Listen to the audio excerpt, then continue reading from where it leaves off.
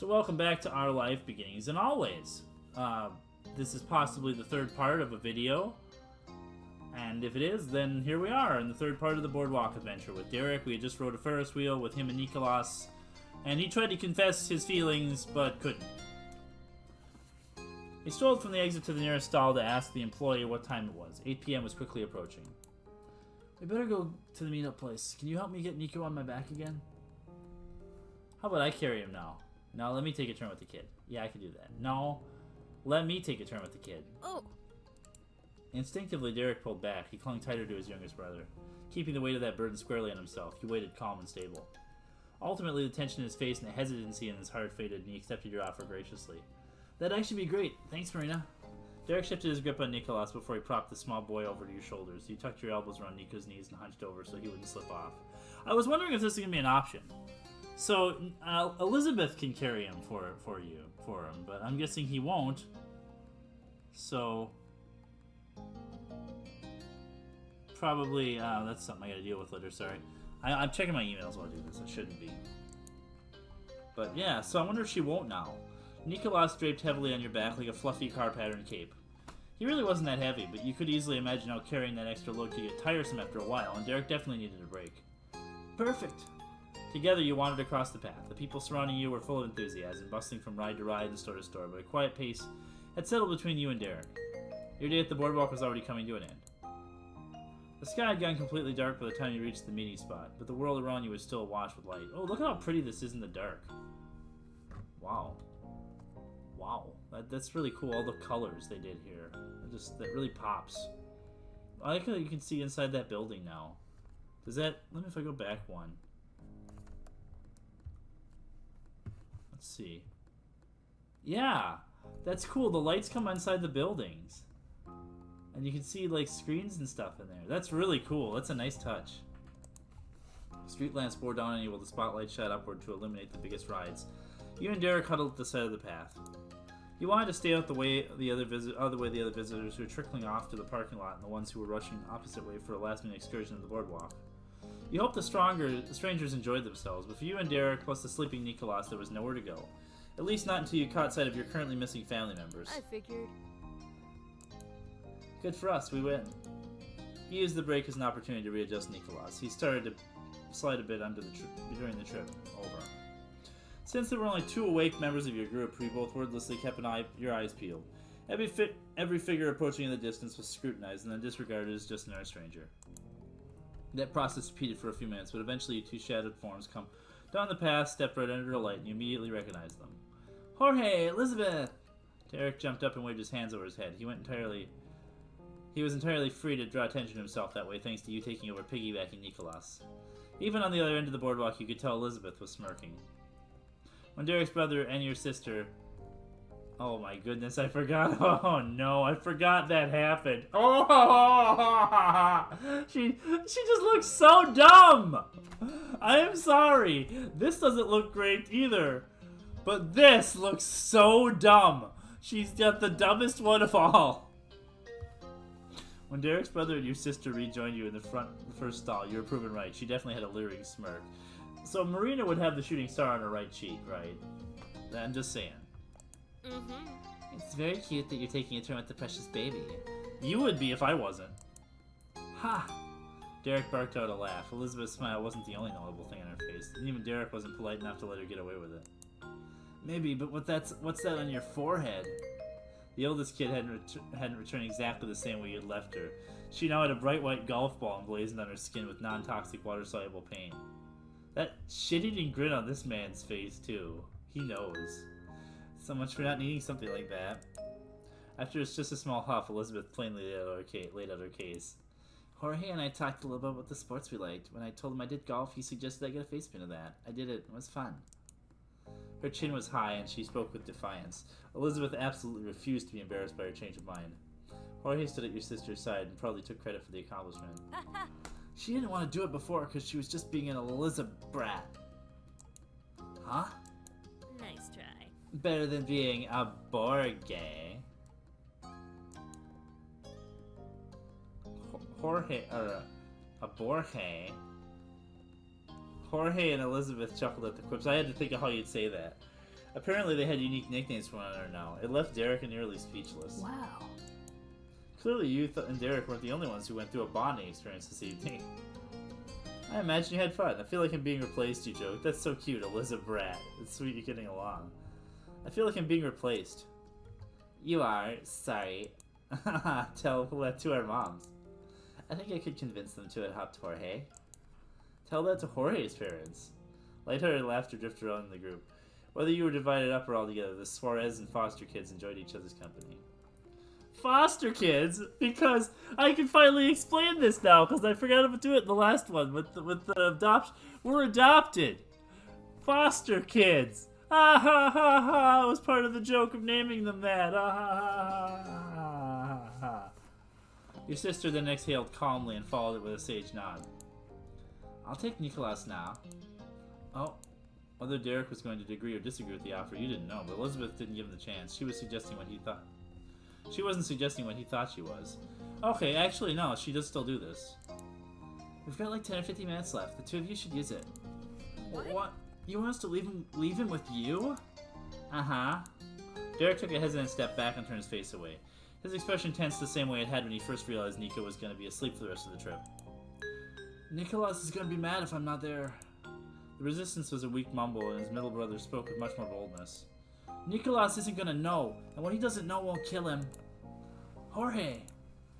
Derek was at a loss on where that come from. He'd missed Elizabeth's little life lessons from earlier.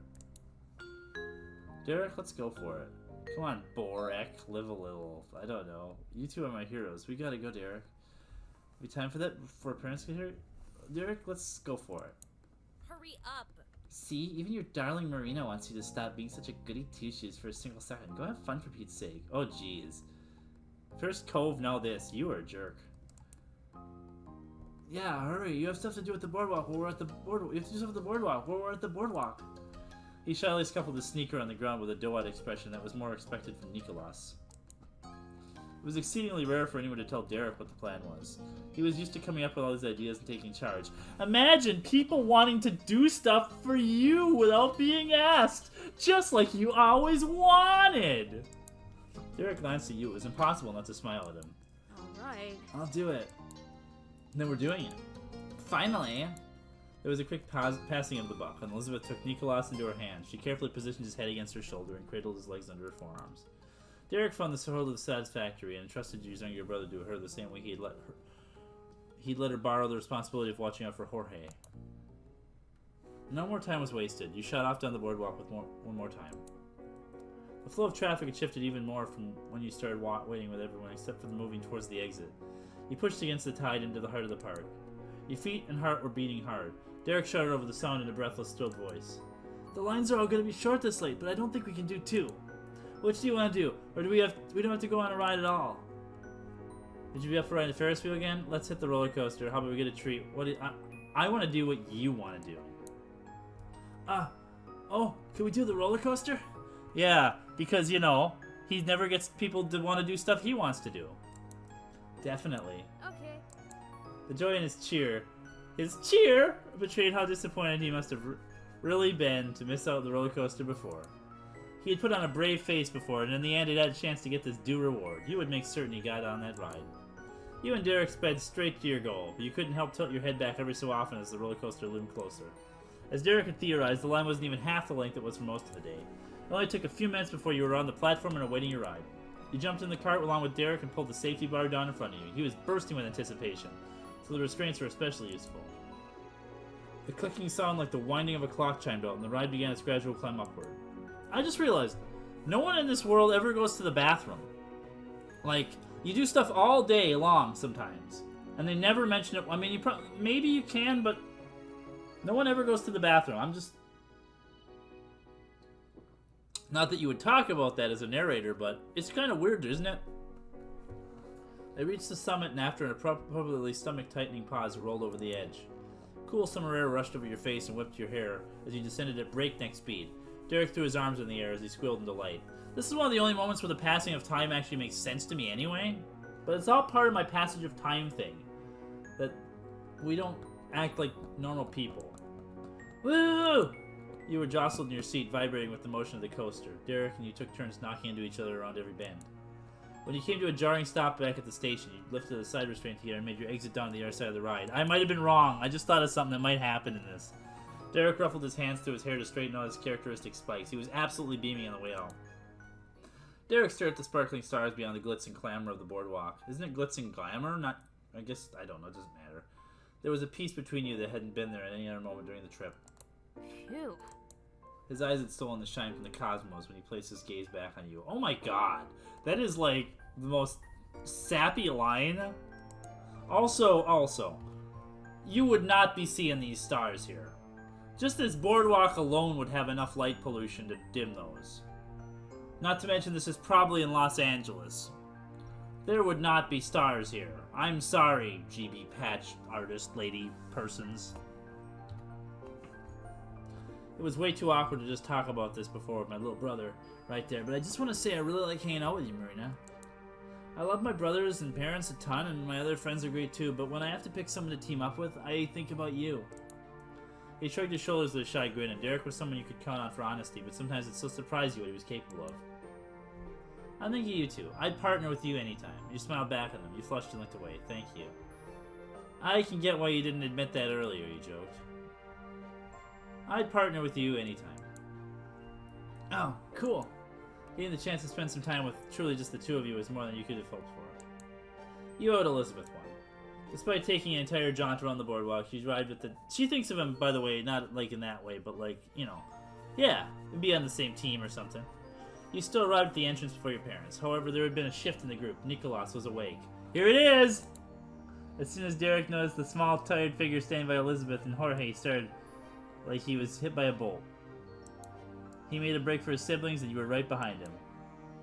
The motion was not exactly subtle, and it caught the attention of the boy in question. He let out a shout when he saw your rapid approach. Well, technically, it wasn't your arrival that had an impact. There was another one! I forgot they were gonna use it here! Yeah! Derek's back! Nicholas sprinted away from the meeting spot, not willing to wait a single second for the reunion. Why is that my favorite voice line in the game? I just love it. He crashed into Derek, wrapping his arms around his brother's thighs and sticking his head in space between Derek's legs. God bless you, Nicholas Suarez. We're gonna miss Derek's back.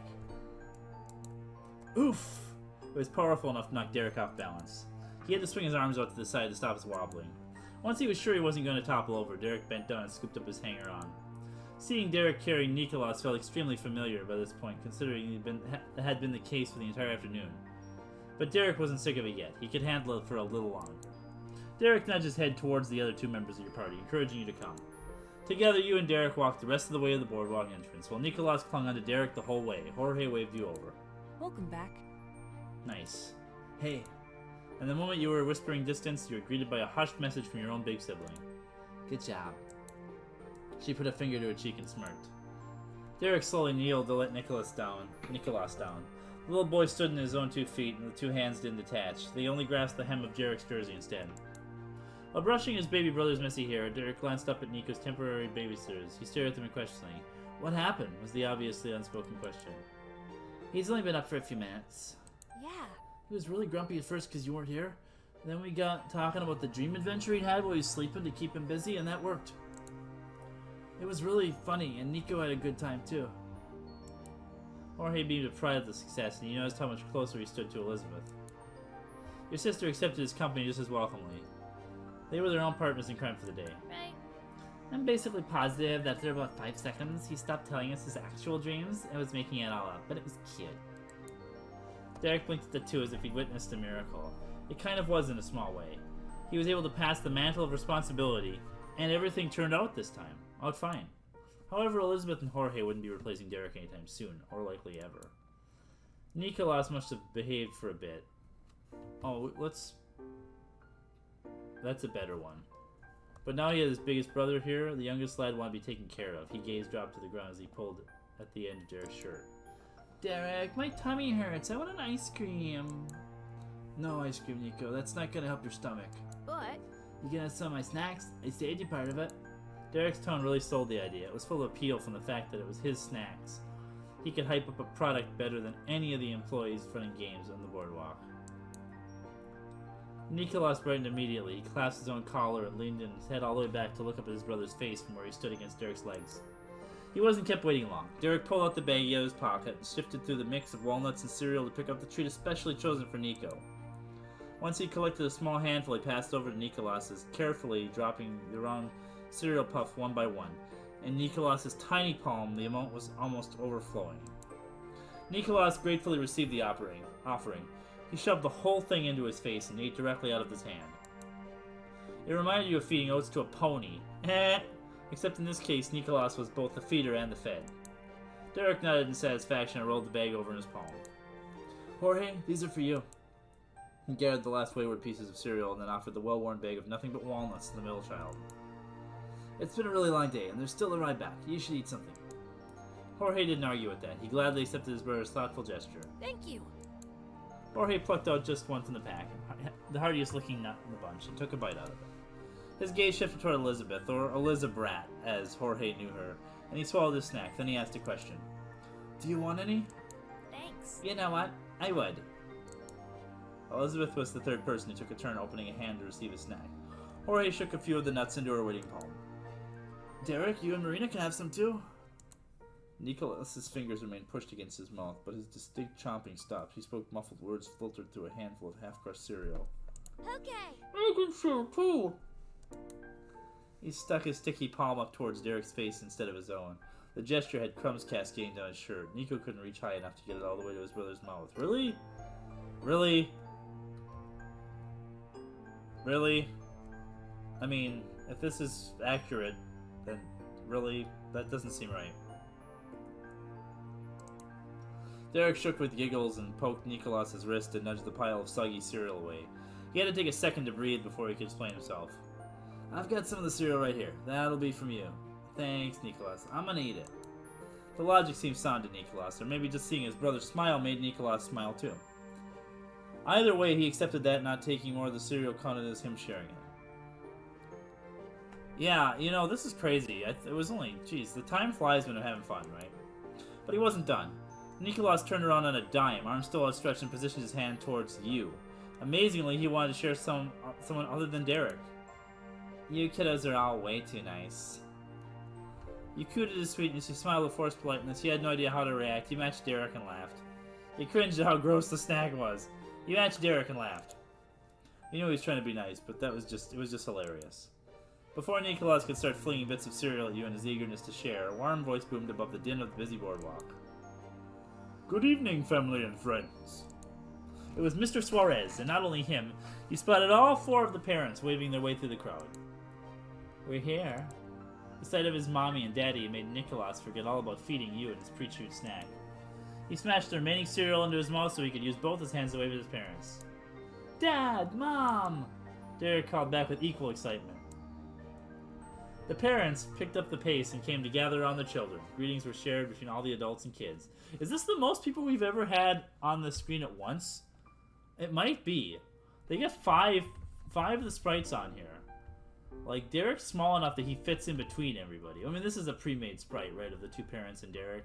And then you could probably get Jorge and Nicholas in here, too, if you really wanted to. Jeez.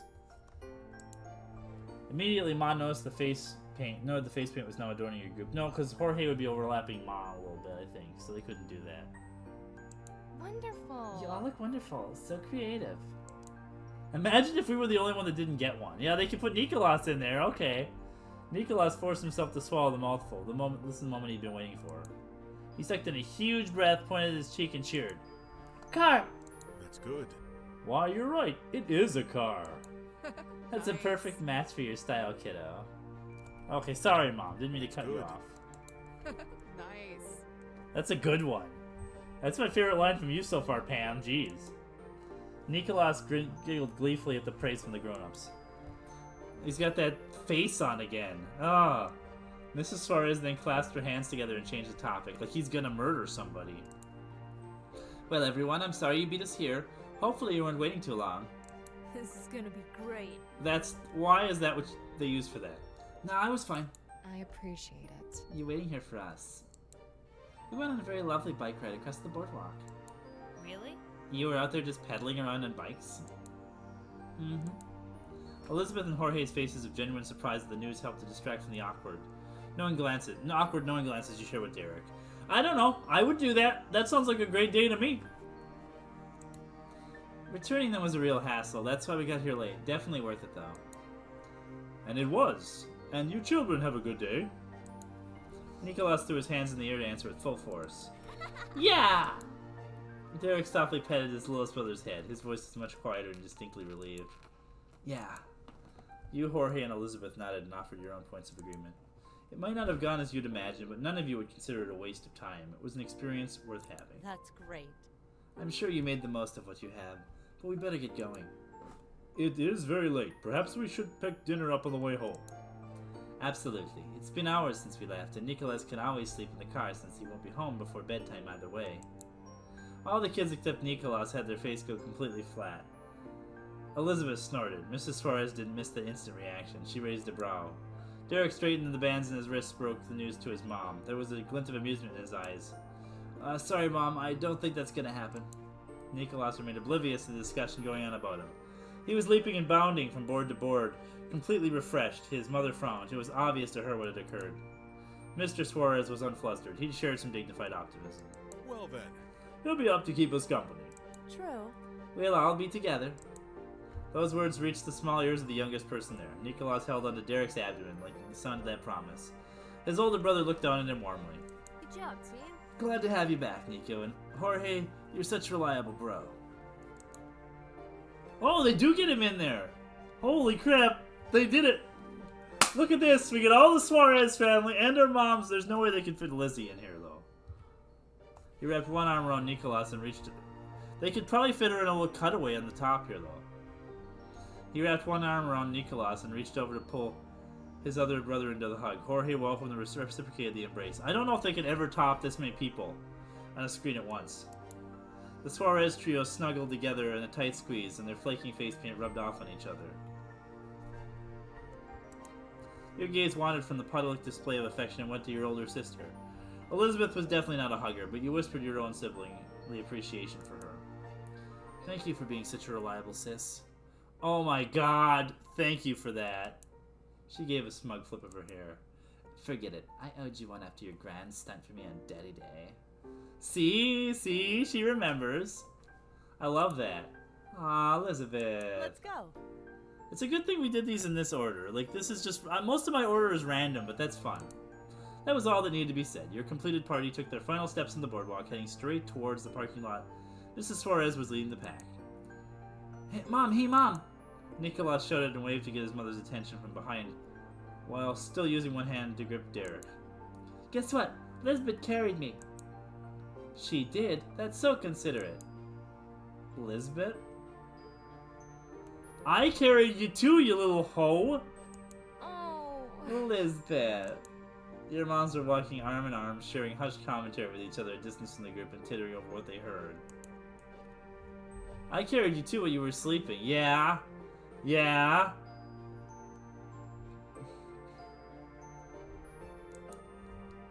Really? Really, and it was longer than Elizabeth did. Wow. I feel that who carried Nicholas the most today should get the biggest say in what we have for dinner. My thoughts exactly. I'd second that. Sounds fair to me. Then we all agree. Really? So nobody ever does anything for Derek? I guess that means Derek will be our dinner decider for the night. Maybe. Maybe. I like that one, jeez. Derek scratched at the car in his cheek and chuckled airily. He shrugged out the comment and simply continued to walk. His little brother stayed at Derek's sides, and they bumped along together. You strolled with Elizabeth, while the parents surrounded sets of siblings in the front, at the front and from behind. Derek's hands were full with Nicholas and Jorge, but he snuck a fond glance over at you. None of this excitement had faded. The night was still young and bright, and you knew you could count on every person there. Despite being miles away from Sunset Bird, you felt right at home. We did it! This is probably going to have been a third part, though. I don't think I'm going to have, kept that all together. So all we have left to do is go to the mall, and then the soiree. And please, please, please tell me either in the comments of this video or if you're my friends watching this who talk to me on Discord, who should Marina Foster go to the soiree with? Should we go with Cove? So I gotta now make this video a little bit longer. I'm sorry. My case for this: Cove is her best friend, right? She really likes Cove. It would make sense, right? That makes the most sense to me. But I've never seen the Derek one, and her and Derek are tight too. I could see her going with Derek to something like this. Except that the stuff that happened in this one, she's a little bit put off at Derek for that. Like, he's a little too clingy. Like, clearly, you know, the Boardwalk one, you kind of get the sense that what Derek has in his mind. So I don't know if she'd get comfortable going with Derek. But please let me know what you think. Would Marina be better off going with Cove or Derek? We'll find out next time after we go to the mall. We'll see you then.